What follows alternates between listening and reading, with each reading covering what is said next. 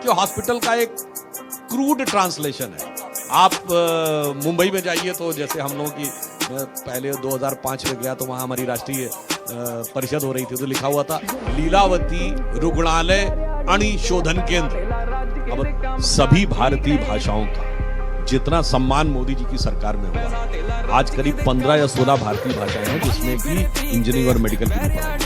मैं चुनौती से पूछता हूं, जो लोग ये कहते हैं, बताइए उनके जमाने में कितने होते थे? क्या तमिल भाषा में होती थी मेडिकल इंजीनियरिंग की पढ़ाई?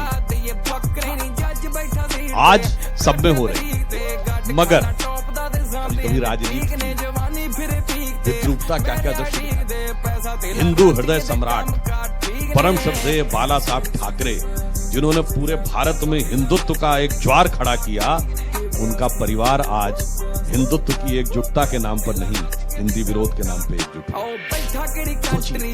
Look at the irony of the situation। और सिर्फ इतना ही नहीं है, यहां पर मैं ये भी कहना चाहूंगा, इसमें किसी नेता को क्या दोष देना, समाज को भी इंट्रोस्पेक्शन करने की जरूरत है।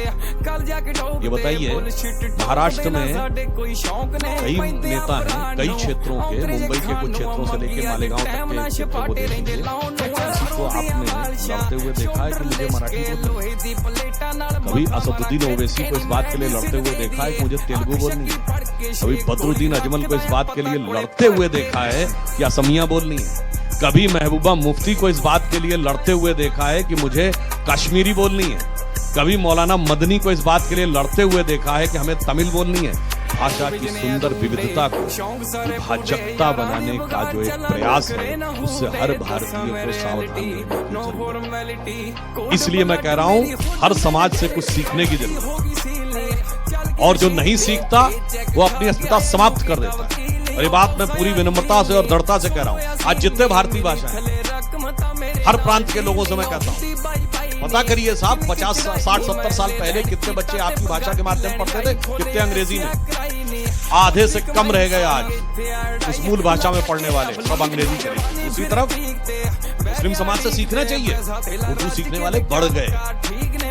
आज स्थिति यह है कि कर्नाटक में कांग्रेस की सरकार है, वहां भी तो कन्नड़ भाषा को और हिंदी को लेकर हुआ था। चिकमंगलुरु जिले में आंगनवाड़ी में कर्नाटक सरकार ने सर्कुलर जारी किया कि भाई यहां पर कन्नड़ के साथ उर्दू भी आनी चाहिए, क्योंकि इस इलाके में 40% मुस्लिम रहते।